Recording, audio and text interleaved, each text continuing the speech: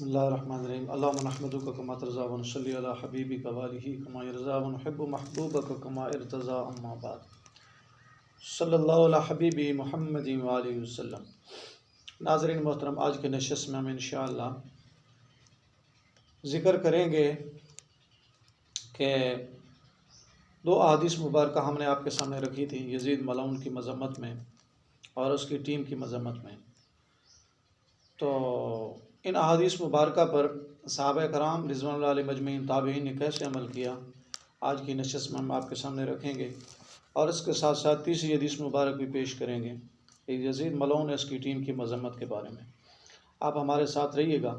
اس سے پہلے اگر آپ نے ہمارا چینل سبسکرائب نہیں کیا تو سبسکرائب کریں، گھنٹی کے بٹن کو دبائیں تاکہ آنے والی ویڈیوز کا نوٹیفیکیشن آپ کو وقت پر پہنچ سکے۔ ویڈیو کو لائک کریں، شیئر کریں اور کمنٹس کیجیے گا حوصلہ افزائی کے لیے۔ تو آئیے شروع کرتے ہیں۔ دوسری حدیث مبارک کے اندر ہم نے آپ کے سامنے یہ بات رکھی تھی کہ ہمارے نبی پاک امام الانبیاء خاتم النبیین جناب حضرت محمد رسول اللہ صلی اللہ علیہ وسلم کی ذات مبارک نے ارشاد فرمایا تھا کہ لو ان الناس اعتزلوہم، کہ کاش کے لوگ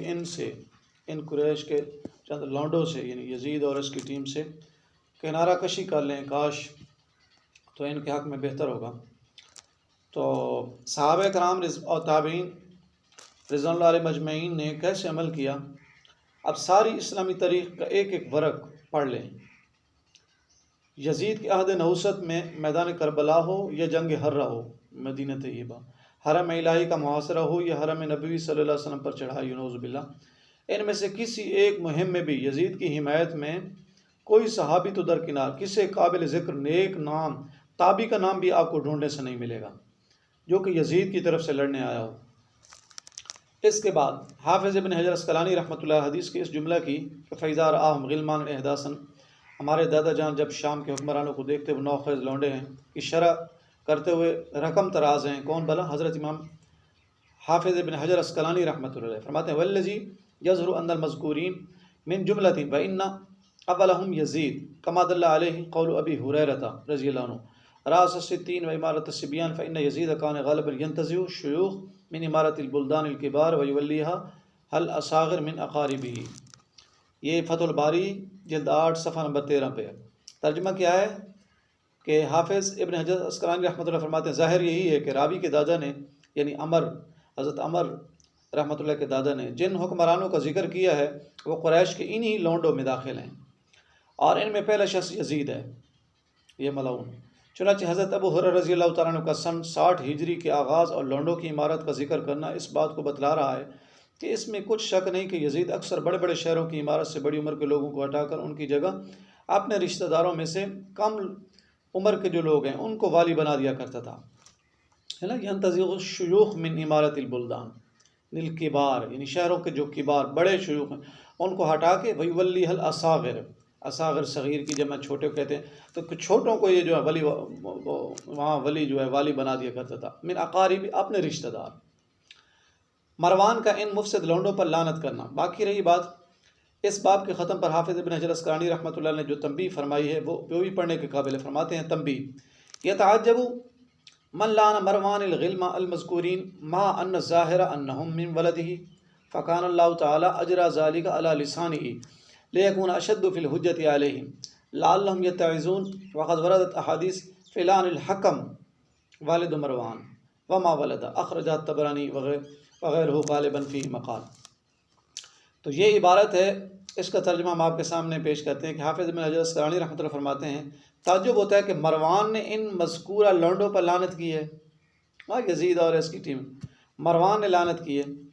حالانکہ ظاہر یہ ہے کہ وہ اس کی اولاد ہی میں ہوئے ہیں، مروان کی ہی اولاد کے اندر، تو آگے پھر یزید اور اس کی ٹیم ہوئے ہیں، تو یہ لعنت کیسے کر رہا ہے؟ تو حافظ ابن حجر عسقلانی رحمۃ اللہ فرماتے ہیں بس گویا کہ حق تعالی شان نے یہ بات اس کی زبان سے کہلوا دی تاکہ ان لونڈوں پر سخت حجت قائم ہو جائے۔ اللہ تعالیٰ کی ذات تو قادر ہے نا، سبحان اللہ۔ اللہ تعالیٰ انہی کی زبانوں سے انہی کے خلاف جو ہے امت کے سامنے جو ہے یہ چیزیں رکھوا رہے ہیں، اور شاید اس بات سے وہ کچھ نصیحت پکڑے۔ اور ہاں، مروان کے باپ حکم اور اس کی اولاد پر حدیثوں میں لعنت وارد ہوئی ہے۔ حافظ ابن حجر عسقلانی رحمۃ اللہ فرماتے ہیں کہ یہ مروان جو خود لعنت کر رہا ہے، خود مروان اور اس کے باپ حکم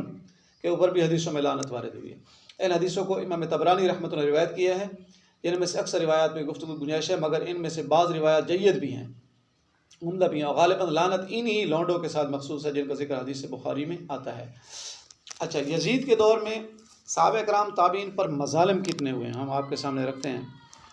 غز قریش کے وہ چند نو خیز لونڈے جن کے ہاتھوں حضرت صلی اللہ علیہ وسلم نے اپنی امت کی ہلاکت بربادی کی خبر دی ہے، ان سب میں اول نمبر یہ یزید پلیت ملعون کا ہے۔ چنانچہ اس کی ولی عہدی کا سلسلے کے آغاز سے لے کر اس کے مرتے دم تک اس کی عہد میں اخیار امت صحابہ کرام تابعین پر مصائب کے جو پہاڑ ٹوٹے، ان کی جس طرح توہین تذلیل کی گئی اور ان کے ساتھ قتل و غارت کا جو معاملہ ہوا، اس سے تاریخ اسلام کے اوراق پر ہیں، اسلامی تاریخ کے اوراق بھرے ہوئے ہیں اس سے اور پر ہیں، جو انہوں نے صحابہ کرام اور نعوذ باللہ تابعین کی تذلیل کی ہے، توہین کی ہے۔ تو امام بخاری رحمۃ اللہ اس سلسلے کے جو واقعات ضمناً آ گئے ہیں وہ یہ ہیں۔ امام بخاری رحمۃ اللہ نے اس سلسلے میں ایک حدیث مبارک نقل کی ہے، اور تو اس حدیث مبارک کے ضمن میں یہ واقعات آ جاتے ہیں کہ جس میں اس یزید ملعون نے جو ہے صحابہ کرام کی توہین کیسے کی ہے، ہم آپ کے سامنے رکھتے ہیں۔ تو حدیث نمبر 3 بھی یہ ہے، جس کی سند یہ امام بخاری شریف میں صحیح بخاری جلد دوم صفحہ نمبر 715 پر کتاب التفسیر اور سورۃ الاحقاف کے اندر، سورۃ الاحقاف کی جو کہ کتاب التفسیر ہے اس میں یہ روایت موجود ہے۔ ابھی قال حدثنا موسیٰ بن اسماعیل قال حدثنا ابو عوانہ عن ابی بشر عن یوسف بن مہک قال كان مروان علی الحجاز استعمله معاویہ فخطب فجعل يذكر يزيد بن معاویہ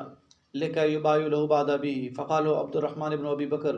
رضي الله عنه شيئا فقال خذوه، فدخل بيت عائشة فلم يقدروا، فقال مروان إن هذا الذي قال لوالده أف لكما تعدانني، فقالت عائشة من وراء الحجاب ما أنزل الله فينا شيئا من القرآن إلا أن الله أنزل عذري۔ تو یہ پوری عبارت ہے جس کا ترجمہ ہم آپ کے سامنے پیش کرتے ہیں کہ یوسف بن ماہک کا بیان ہے کہ مروان حجاز کا گورنر تھا جس کو امیر معاویہ نے وہاں کا عامل مقرر کیا تھا۔ اس نے خطبہ دیا تھا جس میں یزید ابن معاویہ کے متعلق ذکر کرنے لگا تاکہ اس کے باپ کے بعد اس کے لیے بیعت لی جائے۔ اس پر حضرت عبد الرحمن ابن ابی بکر رضی اللہ عنہ نے مروان سے کچھ کہا تو اس نے افروخت ہو کر یعنی غصے ہو کر اپنے کرندوں کو حکم دیا کہ اس شخص کو گرفتار کر لو۔ یہ سن کر حضرت عبد الرحمن ابن ابی بکر رضی اللہ عنہ اپنی بہن حضرت ام المومنین حضرت عائشہ صدیقہ رضی اللہ عنہ کے حجرہ میں چلے گئے۔ یہ ذکر عبارت آ رہی ہے نا کہ فقال خذوه فدخل بیت عائشہ، کہ حضرت عبد الرحمن ابن ابی بکر رضی اللہ عنہ حضرت ام المومنین حضرت عائشہ صدیقہ رضی اللہ عنہ جو ان کی بہن ہیں ان کے حجرے میں گھس گئے۔ مروان کی پولیس کا ان پر قابو نہ چل سکا۔ اب مروان جھلا کر بولا، یہ وہی شخص ہے جس کے بارے میں اللہ تعالیٰ نے آیت نازل فرمائی کہ والذی قال لوالدہ اف لکما تعداننی، جس کا ترجمہ ہے کہ جس شخص نے اپنے ماں باپ کو کہا کہ میں بیزار ہوں تم سے، کیا تم مجھ کو وعدہ دیتے ہو؟ تو حضرت ام المومنین عائشہ صدیقہ رضی اللہ تعالیٰ عنہا نے جب مروان کی غلط بیانی سنی نا تو پردے کے پیچھے ہی سے جواب دیا کہ اللہ تعالیٰ نے ہماری مذمت میں تو قرآن پاک کچھ نازل نہیں کیا، ما انزل اللہ فینا شیئا من القرآن الا ان اللہ انزل عذری، سبحان اللہ، ہاں اللہ تعالیٰ نے میری برات پاک دامنی کی آیتیں ضرور نازل فرمائی ہیں۔ ٹھیک ہے نا جی، تو جو آپ کر رہے ہیں نا کہ حضرت عائشہ صدیقہ رضی اللہ تعالیٰ عنہا نے فرمایا کہ ہمارے بارے میں تو قرآن پاک کی ایسی کوئی آیت نہیں ہے نعوذ باللہ کہ ہم نے کوئی نافرمانی کی ہو والدین کی تو اس کے بعد، بلکہ اللہ تعالیٰ نے میری برات پاک دامنی کی آیتیں ضرور نازل فرمائی۔ 18ویں سپارے میں آپ پڑھتے ہیں نا یہ سورۃ نور کے اندر حضرت عائشہ صدیقہ رضی اللہ تعالیٰ عنہ کی برات کا ذکر ہے۔ تو امام بخاری رحمۃ اللہ کی اس روایت میں جو اجمال ہے اس کی تفسیر مستخرج اسماعیلی میں اسی سند کے ساتھ اس الفاظ کے ساتھ موجود ہے۔ فراد معاویہ ان یستخلف یزید یعنی ابنہ فکتب الی مروان بذلک فجمع مروان الناس فخطبهم وذکر یزید ودعا الی بیعتہ وقال ان اللہ ارى امیر المؤمنین فی یزید رأى حسنا فاستخلف ابو بکر وعمر رضی اللہ عنہما۔ تو یہ مستخرج اسماعیلی کے اندر اس روایت کی امام بخاری رحمۃ اللہ کی اس حدیث مبارک کی تھوڑی سی مزید تفصیل آتی ہے کہ معاویہ نے ارادہ کیا کہ اپنے بیٹے یزید کو خلیفہ بنائیں،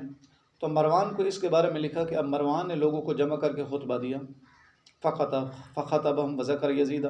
اس میں یزید کا ذکر کر کے اس کی بیعت کی دعوت دی۔ کہنے لگا کہ اللہ تعالیٰ نے امیر المومنین کو، یعنی امیر المومنین تو وہ کہہ رہا تھا نا امیر معاویہ کو وہ کہہ رہا تھا، کون بلا؟ مروان کہہ رہا تھا، ہمارے نزدیک کوئی امیر المومنین نہیں ہے۔ تو وہ کہہ رہا تھا امیر المومنین کو یزید کے بارے میں اچھی رائے سمجھائیے، اب اگر وہ اس کو خلیفہ بناتے ہیں تو ابو بکر عمر رضی اللہ عنہ بھی خلیفہ بنا چکے ہیں۔ اندازہ کرو، مروان کہہ رہا ہے کہ ابو بکر عمر وہ بھی خلیفہ بنا چکے ہیں، تو اگر امیر معاویہ بیٹے کو بنا رہا ہے تو اس میں حالانکہ اچھا یہ بات جب اس نے خلاف حقیقت اور خلاف واقعہ کہی نا، تو اس پہ رد عمل میں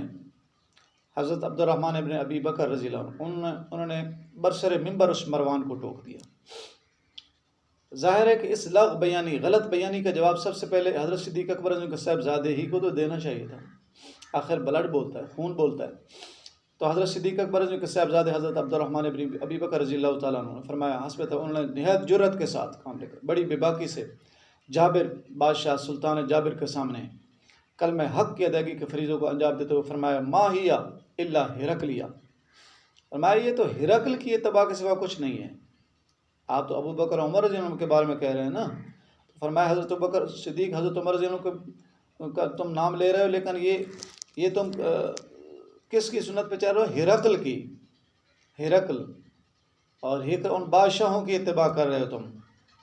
سمجھ آ رہی ہے؟ یہ کوئی حضرت ابو بکر حضرت عمر رضی اللہ عنہ کی سنت نہیں ہے، یہ تو ہرقل کی اتباع ہے۔ فقال مروان سنت ابی بکر و عمر، فقال عبد الرحمن سنت ہرقل و قیصر، مروان کہنے لگا یہ تو ابو بکر عمر کی سنت ہے۔ اس پر حضرت عبد الرحمن رضی اللہ عنہ نے فرمایا کہ نہیں، بلکہ ہرقل اور یہ قیصر کی سنت ہے۔ مسند ابو یعلا اور تفسیر ابن ابی حاتم میں عبداللہ مدنی کی زبانی اس واقعے کی یہ تفصیل ہے۔ جب اس واقعہ جو ہے نا، یہ واقعہ جب یہ خلاف حقیقت باتیں کر رہا تھا، نعوذ باللہ سے بہتان درازی کر رہا تھا مروان، تو وہاں موجود ہے کہ کنت فی المسجد حین خطب مروان فقال ان اللہ قد ارا امیر المومنین امیر المومنین رایا حسنا فی یزید وان یستخلفه فقد استخلف ابو بکر وعمر فقال عبد الرحمن ہرقل ان ابا بکر واللہ ما جعلها فی احد من ولدی ولا فی اہل بیتی وما جعلها معاویہ الا کرامتا لولدی۔ یہ عبارت کا ترجمہ کیا، جس وقت مروان نے خطبہ دیا میں مسجد نبی موجود تھا، تو راوی کہتے ہیں کہنے لگا اللہ تعالیٰ نے امیر المومنین، یعنی وہ مروان کہہ رہا تھا نعوذ باللہ معاویہ کے بارے میں، کہ معاویہ کو یزید کے بارے میں عمدہ رائے سمجھائی ہے، اگر وہ اس کو خلیفہ بناتے ہیں تو ابو بکر عمر رضی اللہ عنہ بھی بنا چکے ہیں۔ اس پر حضرت عبد الرحمن ابن ابی بکر نے فرمایا کہ یہ تو ہرقل کا طریقہ ہے۔ فقال عبد الرحمن ہرقلیہ، یہ تو ہرقل کا ان ابا بکر واللہ ما جعل فی احد من ولدی، کہ اللہ کی قسم حضرت ابو بکر صدیق رضی اللہ عنہ نے اپنی اولاد میں سے کسی کو خلافت نہیں سونپی اور نہ اپنے خاندان میں سے کسی کو خلیفہ بنایا، مگر معاویہ تو بس اپنے بیٹے کو اعزاز بخشنا چاہتا۔ حضرت عائشہ صدیقہ رضی اللہ تعالی عنہا کا مروان کو جھوٹا کہنا، ظاہر ہے کہ اس حق بات کو سننے کی تاب مروان میں کہاں تھی، فوراً الزام تراشی پہ اتر آیا، ان کو گرفتار کرنے کا حکم دے دیا۔ آخر جیسا کہ محدث اسماعیلی کی روایت میں آتا ہے کہ حضرت ام المؤمنین حضرت عائشہ صدیقہ رضی اللہ تعالی عنہا کو کہنا پڑا کذبہ، اس نے جھوٹ بولا، واللہ ما انزلت فیہ، واللہ اللہ کی قسم مروان جھوٹ بکتا ہے، یہ آیت عبد الرحمن رضی اللہ عنہ کے بارے میں نازل ہی نہیں ہوئی۔ نہیں والذی قال لوالدہ اف لکما، اس آیت مبارک کے متعلق حضرت عائشہ صدیقہ رضی اللہ تعالیٰ عنہ ام المؤمنین اما جان نے فرمایا کہ یہ آیت تو میرے بھائی عبد الرحمن کے بارے میں نازل ہی نہیں ہوئی، واللہ مروان یہ جھوٹ بکتا ہے۔ تو اب اس دوران آپ توجہ کریں کہ مروان یہ جو ملعون تھا، اس نے حضرت عائشہ صدیقہ رضی اللہ تعالیٰ عنہا سے بھی جو ہے سخت کلامی کی۔ مسند ابو یعلا میں یہ بھی آتا ہے کہ پھر مروان ممبر سے اتر کر حضرت ام المؤمنین حضرت عائشہ صدیقہ رضی اللہ تعالیٰ عنہ سے سخت کلامی کرنے لگا، آپ نے بھی اس کو ویسے ہی سخت جواب دیے، آخری واپس چلا گیا۔ یہ سب روایات اگر آپ نے ملاحظہ کرنی ہوں، فتح الباری بخاری شریف کی جو شرح حافظ ابن حجر اسقلانی رحمۃ اللہ اس کے مصنف ہیں، فتح الباری جلد 8 صفحہ نمبر 442 اور 443 پر 43 پر یہ عبارت موجود ہے۔ باقی ہم انشاءاللہ تھوڑی اس کو تھوڑا سا چاہتے ہیں کہ تھوڑا سا مزید جو ہے آپ کے سامنے بات آ جائے، تو آپ توجہ کریں کہ مروان کی یہ تقریر کہاں ہو رہی تھی؟ ممبر نبوی صلی اللہ علیہ وسلم سے، مسجد نبی صلی اللہ علیہ وسلم میں، روضہ رسول اللہ صلی اللہ علیہ وسلم کے سامنے ایسی نعوذ باللہ جرأت کر رہا تھا۔ یزید کی ولی عہدی کی بیعت لینے کے لیے اس پر افطرا بردازی کا یہ عالم ہے کہ اس ولی عہدی کی رسم کو حضرت شیخین رضی اللہ عنہما کی سنت بتلا رہا ہے یہ، اور حضرت عبد الرحمن رضی اللہ عنہ جب اس کو ٹوکتے ہیں کہ یہ ابو بکر عمر کی سنت نہیں ہے بلکہ ہرقل اور قیصر کی رسم ہے، رسم میں ولیعہدی ہے، تو یہ بگڑ جاتا ہے، الزام تراشی کرتا ہے، کتاب اللہ کے بارے میں جھوٹ بولتا ہے۔ تو حضرات علماء فرماتے ہیں کہ ذرا نہیں سوچتا یہ کہ کہاں ہوں میں، کس مقام سے بول رہا ہوں، اسے اتنی حیا تمیز نہیں تھی کہ یہ منبر نبوی صلی اللہ علیہ وسلم پر آپ صلی اللہ علیہ وسلم کے روضہ اقدس کے سامنے کھڑا ہے اور یہ ایسے نعوذ باللہ جھوٹ بک رہا ہے، اور اسے کوئی جو ہے اندازہ نہیں تھا اس ملعون کو کہ کس جگہ پہ جو ہے یہ موجود ہے، کس سے مخاطب ہو، یہ کس باپ کے بیٹے ہیں۔ حضرت عبد الرحمن ابن ابی بکر رضی اللہ عنہ تو حضرت عائشہ صدیقہ رضی اللہ عنہ کے سگے بھائی ہیں۔ یہ یزید تو کیا چیز ہے، توجہ کریں، یزید کیا چیز ہے، اس کا والد معاویہ اور اس کا دادا ابو سفیان، ان دونوں سے بھی بنص قرآن پاک حضرت عبد الرحمن افضل ہیں۔ حضرت عبد الرحمن بن ابی بکر رضی اللہ عنہ قرآن پاک کی نص کے ساتھ، یہ تو یزید کیا چیز ہے ملعون، اس کا جو والد تھا معاویہ اور اس کا دادا ابو سفیان ان سے بھی افضل ہیں۔ کیوں؟ اس لیے کہ جو معاویہ ہے اور اس کا والد ابو سفیان ہے تو یہ تو مؤلفہ قلوب میں تھے، ابو سفیان رضی اللہ عنہ تو مؤلفہ قلوب میں تھے، اور فتح مکہ کے موقع پر اسلام لائے امیر معاویہ اور ابو سفیان رضی اللہ عنہ، یہ تو مؤلفہ قلوب میں تھے، فتح مکہ کے موقع پر اسلام لائے، طلقاء میں ان کا شمار ہے۔ اور حضرت عبد الرحمن رضی اللہ عنہ صلح حدیبیہ کے زمانے میں فتح مکہ سے بہت پہلے مشرف اسلام ہو چکے تھے، ہجرت فرمائی انہوں نے مدینہ طیبہ۔ حضرت صلی اللہ علیہ وسلم نے خیبر کی آمدنی میں سے ان کے لیے 40 وسق سالانہ 40 وسق جو ہے کہ جو ہے منو کا ہوتا ہے، تو 40 وسق جو ہے یہ خرمہ کھجوروں کا وظیفہ مقرر کر دیا تھا حضرت عبد الرحمن بن ابی بکر رضی اللہ عنہ کے لیے۔ علامہ ابن کثیر رحمۃ اللہ کے بارے میں لکھا ہے کہ کان من سادات المسلمین، مسلمانوں کے اکابر میں تھے، وکان معظمین اہل الاسلام، یہ اہل اسلام میں عزت کی نگاہ سے دیکھے جاتے تھے۔ اب جس کی ولید عہدی کے سلسلے میں اکابر صحابہ کرام کس طرح توہین کی جائے، اس کی بادشاہی کے دور میں کیا کچھ نہ ہوگا، آپ خود توجہ کریں۔ باقی رہی یہ بھی واقعہ موجود ہے کہ حضرت عبد الرحمن بن ابی بکر رضی اللہ عنہ معاویہ کی دی ہوئی رقم بھی واپس کر دی تھی۔ حافظ ابن کثیر رحمۃ اللہ نے زبیر بن بکار سے بسند نقل کیا ہے کہ اس واقعے کے بعد امیر معاویہ نے 1,00,000 درہم حضرت عبد الرحمن بن ابی بکر رضی اللہ عنہ کی خدمت میں بھیجے، 1,00,000 درہم، مگر حضرت ممدو نے یعنی حضرت عبد الرحمن بن ابی بکر نے یہ کہہ کر ان کے لینے سے انکار کر دیا کہ ابھی دینی بدنیا، یا کیا میں اپنی دنیا کی خاطر اپنے دین کو بیچ ڈالوں، تو آپ نے واپس کر دیا۔ آخر کار اکابر صحابہ کرام کے پرزور احتجاج کے باوجود اب یہ یزید ملعون جو تھا یہ جو ہے بادشاہ بن گیا اور امت محمدیہ صلی اللہ علیہ وسلم پر ہلاکت کا طوفان امڑ ڈالتا ہے۔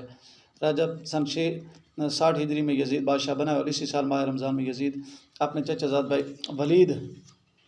ولید کو مدینہ منورہ کی گورنری سے معزول کرتا ہے، معزول کر کے اس کی جگہ عمرو بن سعید اشدق کا تقرر کرتا ہے۔ اب یہ توجہ کریں، یہ واقعہ بھی ہم آپ کے سامنے رکھیں گے انشاءاللہ اگلی نشست میں۔ بات تھوڑی سی لمبی ہو رہی ہے تو ہم آپ کے سامنے اگلی نشست میں انشاءاللہ یہ رکھیں گے کہ یزید نے جو ہی یہ جو بادشاہ بنا ملعون، تو اس نے ولید کو کیوں ہٹایا اور ان کی جگہ پہ عمرو بن سعید اشدق کو مدینہ منورہ کا گورنر کیوں بنایا، اس کی وجہ کیا تھی، تو یہ ہم انشاءاللہ آپ کے سامنے رکھیں گے، اور مزید حدیث مبارک بھی یزید ملعون اور ان کی یزیدیوں کے مذمت میں پیش کریں گے۔ تو انشاءاللہ اگلی نشست میں آپ نے ہماری ویڈیوز کو توجہ کے ساتھ انہماک کے ساتھ ملاحظہ کیجیے گا، اور اس سے پہلے اگر آپ نے ہمارا چینل سبسکرائب نہیں کیا تو سبسکرائب کریں، گھنٹی کے بٹن کو دبائیں، ویڈیو کو لائک کریں، شیئر کریں، کمنٹس کریں، تاکہ اللہ تعالی ہمارے عقائد نظریات کی حفاظت فرمائے، اللہ تعالی یزید ملعون اور ان یزیدیوں سے ہماری حفاظت فرمائے۔ ہم الحمدللہ کل بھی حسینی تھے، آج بھی حسینی ہیں، زندہ رہ گئے حسینی بن کر، دنیا سے جائیں گے انشاءاللہ حسینی بن کر، اور دعا کرتے ہیں کہ اللہ تعالی ہمارا حشر حضرت امام حسین علیہ السلام کے ساتھ، آپ کی اولاد کے ساتھ کرے، اور جو یزیدی ہیں ان کے متعلق آپ دعا کیجیے گا